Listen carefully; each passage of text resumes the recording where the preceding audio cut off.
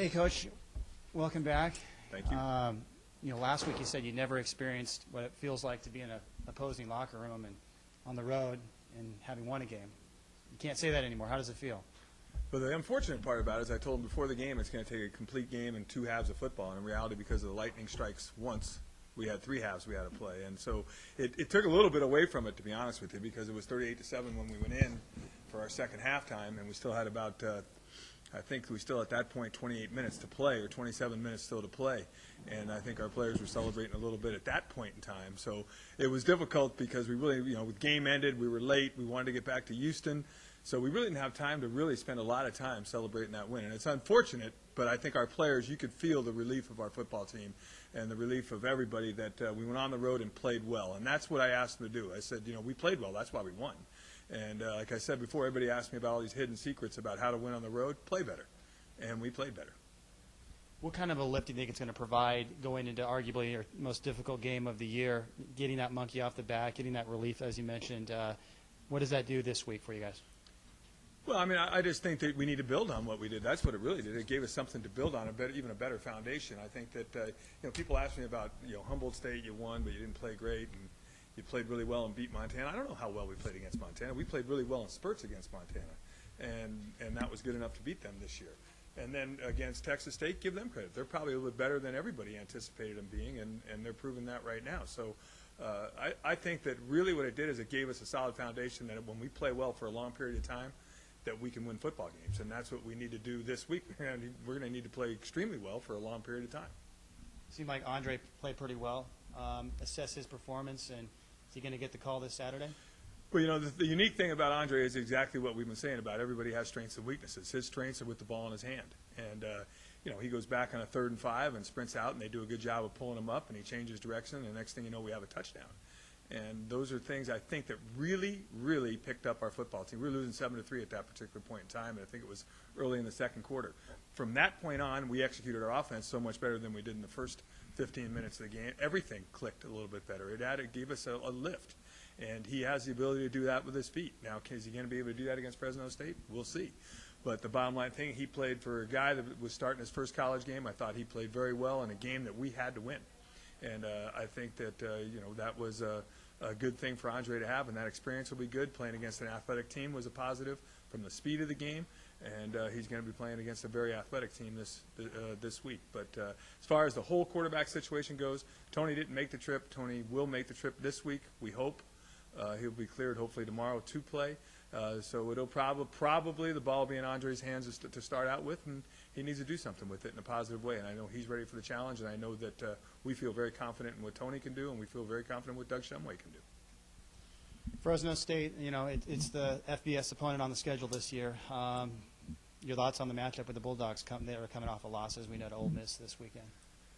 Well, they're watch them. They're extremely athletic. They're going to be much bigger and stronger than we probably are and all those things. And can we beat them 10 out of 10 times? Absolutely not. Can we beat them 5 out of 10 times? And I doubt it. Can we beat them 1 out of 10? I think we can. But is this the 1 out of 10? I don't know. We're going to have to play a good football game to beat this team, and beat them in Fresno. That's a difficult place to win a football game. They've won a lot of games there. So I think we have to keep things in perspective, and we need to play well and give ourselves an opportunity to play the whole game out and then see what happens. And I think if we go into it that, we're Cal Poly and we just beat McNeese State and they lost to Ole Miss, and we should walk in there like we'd be out of our mind to do that. We know who they are. I've coached against them several times. They're extremely athletic.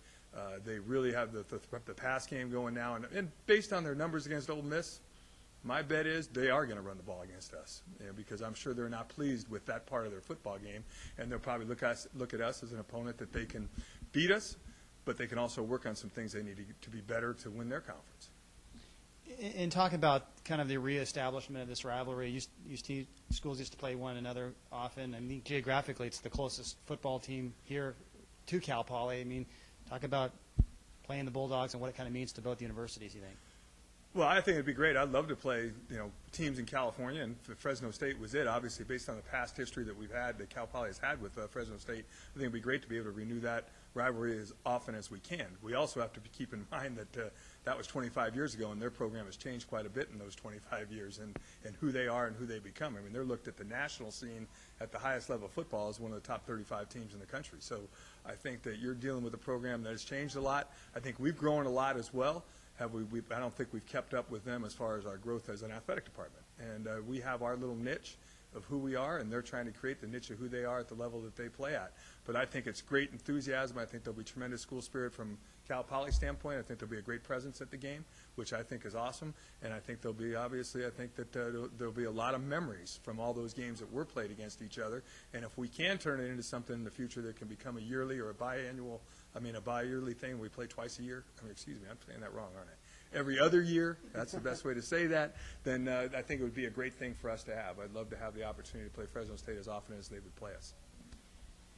And getting back to your team, the injuries, especially on the offensive line, just kind of seemingly adding up for you guys. What's the kind of the update that you can give us? Well, it's real tragic for Art Munoz just because of what he's been through. Even before I got here, Art suffered a severe injury, and last year that was devastating to our team and to Art, and then to do all that hard work for a year and get back and get hurt again wasn't an easy thing. And a great night for a great victory for our team. It was a devastating loss for Art, and I think that hopefully we'll get him back at some point this year. Like I said, it's a huge prayer that he could play this weekend, and it's a big prayer that he could play the following week, and hopefully it's a reality that he might be able to play in 3 or 4 weeks. The offensive line, I mean, are you guys literally running out of guys? Because it just seems like it just seems guys are dropping fairly, quickly on that offensive line. I mean, is it becoming a big concern for you guys at this Well, when you're part not of the season? playing, I don't think there's a program in the United States of America. I don't care if you're you could be Alabama, and you tell Nick Saban that he's going to play without his 4 top offensive linemen, and you tell me he's going to feel good about it. No. The reality is it did happen, and it happened to us, and it hasn't happened to a lot of other teams across the country, and guys are stepping up and doing a great job. I think Lucas Triley stepped in and played very well the other night. Mike Freeman played a lot of snaps the other night at the other tackle. It's given young players the opportunity to play, and those guys going to benefit those guys, and I think that you heard Asa Jackson mention the Cal Poly way, and that's kind of a thing that we came up with this year, is that we may not be better than every team that we play athletically, size, strength, all those things, but we can be the best team on the field. And the best team on the field is one who believes in each other, and when somebody falls, somebody steps in and plays the game as best that they possibly can. And that's all I'm going to ask of the young people who are going to play this Saturday night against Fresno State. Yeah, you touched on it right there, the replacements. What are you seeing? Are you seeing some promising play out of these guys that are being pressed into duty a little earlier than you might like otherwise? Yeah, promising is a good word. I think you're seeing some inconsistencies. Anytime that you step into a game and you're playing in your first real meaningful downs as a college athlete, I think there's going to be some highs and lows during that period of time.